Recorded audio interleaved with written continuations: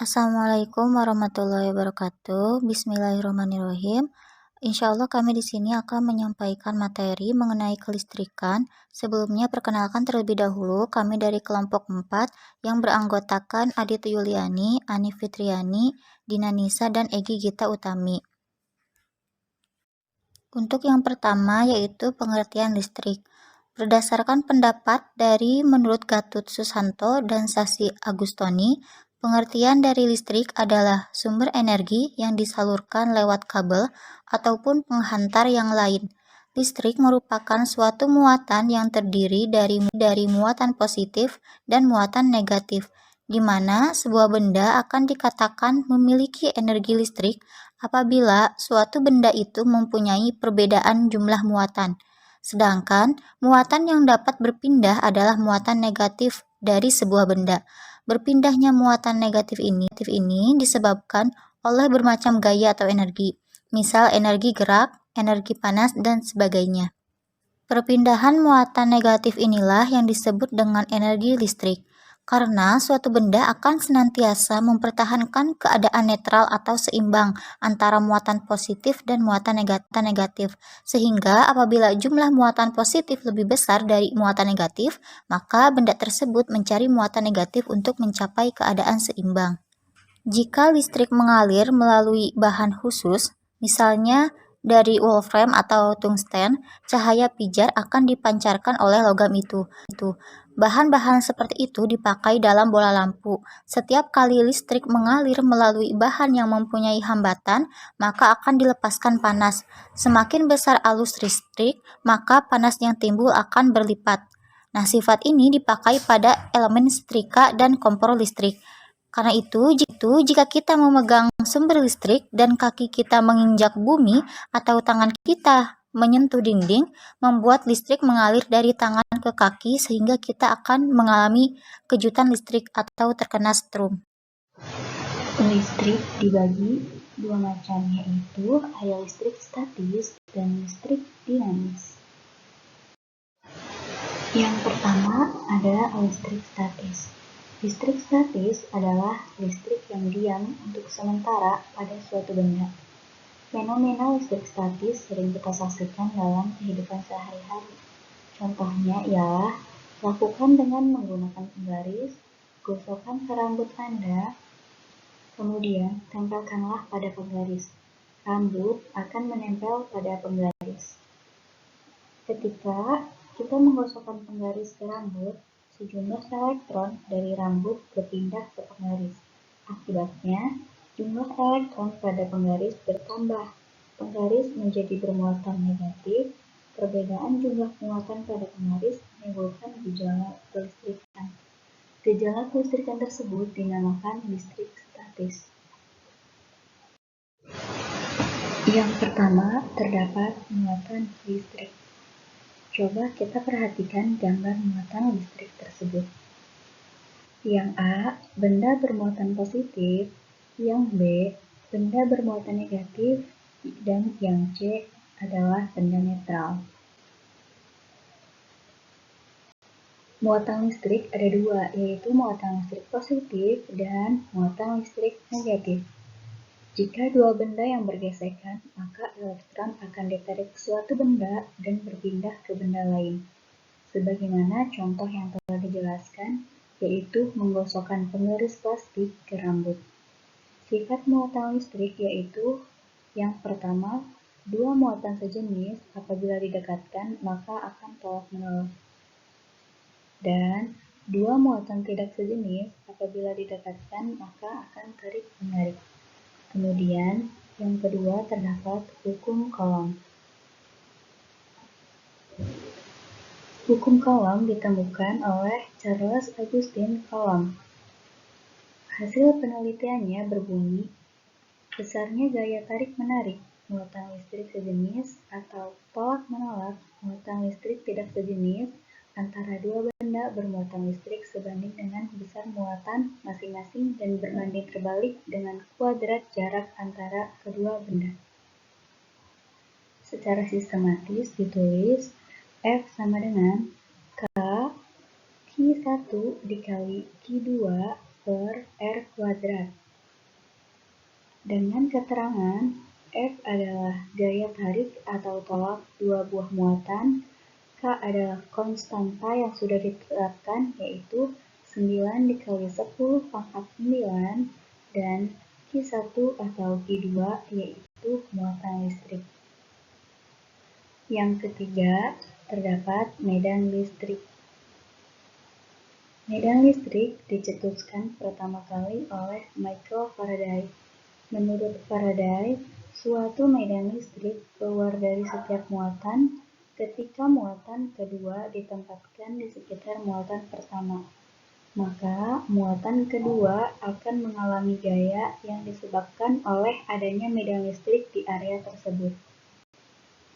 Secara sistematis ditulis E sama dengan F per Q atau E sama dengan K Q per R kuadrat dengan keterangan E ialah kuat medan listrik, K adalah konstanta, Q adalah muatan listrik, dan R adalah jarak dari titik ke muatan sumber medan listrik. Dan yang terakhir adalah potensial listrik. Potensial listrik merupakan energi potensial persatuan muatan. Potensial listrik disimbolkan dengan V. Secara sistematis ditulis V sama dengan K Q per R. Dengan V adalah potensial listrik, K adalah konstanta listrik, Q adalah muatan sumber atau kolom, R adalah jarak dari muatan sampai titik F. Baik, untuk penjelasan selanjutnya yaitu mengenai listrik dinamis. Listrik dinamis merupakan listrik yang berubah-ubah atau bisa bergerak dan sering disebut dengan arus listrik. Nah, arus listrik ini berasal dari aliran elektron yang mengalir terus-menerus dari kutub negatif menuju kutub positif atau yang sering disebut dengan proton. Dari potensial tinggi menuju potensial rendah dari sumber beda potensial atau tegangan. Nah, dapat disimpulkan bahwa listrik dinamis ini merupakan listrik yang dapat bergerak, mengalir, dan berpindah di dalam rangkaian listrik. Coba kalian perhatikan gambar di bawahnya. Nah, di sana menunjukkan bahwa arus listrik dinamis mengalir melalui konduktor, melalui penghantar listrik. Nah, dalam kehidupan sehari-hari, penghantar listrik itu adalah kawat tembaga atau berbentuk dengan kabel listrik. Untuk contoh kehidupan sehari-hari dari listrik dinamis, yang pertama adalah lampu senter. Nah, lampu senter dapat menyala karena aliran elektron di dalamnya. Kemudian yang kedua yaitu mobil listrik. Nah, mobil-mobil listrik ini mengapa bisa masuk ke dalam listrik dinamis? Karena mobil-mobilan tersebut membawa energi dari batu baterai, kemudian digunakan untuk menggerakkan dinamo atau motor listrik sehingga mobil dapat bergerak. Dapat disimpulkan bahwa roda itu berputar karena dorongan dari muatan baterai. Nah, pada mobil-mobilan terdapat tombol saklar yang sering bertuliskan on juga off. Nah, pada posisi on, kedua ujung baterai dapat dihubungkan ke dalam motor listrik yang dipasangkan di mobil-mobilan tersebut. Nah, pada posisi tersebut, mobil dihidupkan atau dinyalakan sehingga roda berputar dan mobil dapat bergerak atau melaju. Sementara pada saat saklar berada di dalam posisi off, koneksi baterai dengan motor listrik atau dinamo terputus, sehingga pada posisi ini motor listrik tidak dapat bergerak dan akibatnya roda tidak bisa berputar, mobil tidak bisa bergerak. Kemudian, contoh yang ketiga yaitu kulkas yang dihubungkan melalui kabel penghantar. Kemudian yang keempat mesin cuci, sama seperti kulkas. Yang kelima TV, sama juga. Dan peralatan-peralatan rumah yang dialiri oleh listrik rata-rata merupakan contoh listrik dinamis. Kemudian, terdapat rangkaian listrik. Rangkaian listrik adalah suatu hubungan sumber listrik dengan alat-alat listrik lainnya yang mempunyai fungsi tertentu. Berdasarkan susunan hubungan alat-alat listrik, maka rangkaian listrik tersusun dengan 3 cara. Yang pertama, rangkaian seri, yang kedua, rangkaian paralel, dan yang ketiga, rangkaian campuran. Materi berikutnya yaitu struktur dasar rangkaian listrik. Yang pertama ada struktur dasar rangkaian. Secara umum, suatu rangkaian listrik terdiri dari bagian yang aktif, yaitu bagian yang memberikan daya yang kita sebut sumber, dan bagian yang pasif, yaitu bagian yang menerima daya yang kita sebut beban. Sumber dan beban terhubung oleh penyalur daya yang kita sebut saluran. Kemudian yang kedua, besaran listrik. Ada 5 besaran listrik yang kita hadapi, dan 2 diantaranya merupakan besaran dasar fisika, yaitu energi dan muatan listrik.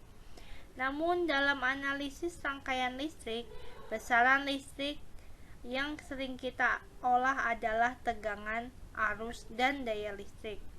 Energi dihitung sebagai integral daya dalam suatu selang waktu, dan muatan dihitung sebagai integral arus dalam suatu selang waktu. Kemudian yang terakhir yaitu peristiwa transient.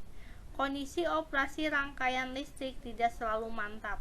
Pada waktu-waktu tertentu bisa terjadi keadaan beralihan atau keadaan transient. Besar dan bentuk tegangan dan arus pada saat-saat setelah penutupan ataupun setelah pembukaan saklar, misalnya, tidaklah seperti keadaan setelah saklar lama tertutup atau setelah lama terbuka. Di samping itu, terjadi sesaat di luar rangkaian juga bisa menimbulkan keadaan transient, misalnya petir. Rangkaian listrik terbagi 3. Yang pertama, rangkaian seri, rangkaian paralel, dan rangkaian campuran. Rangkaian seri adalah rangkaian hambatan resistor yang disambungkan secara berurutan.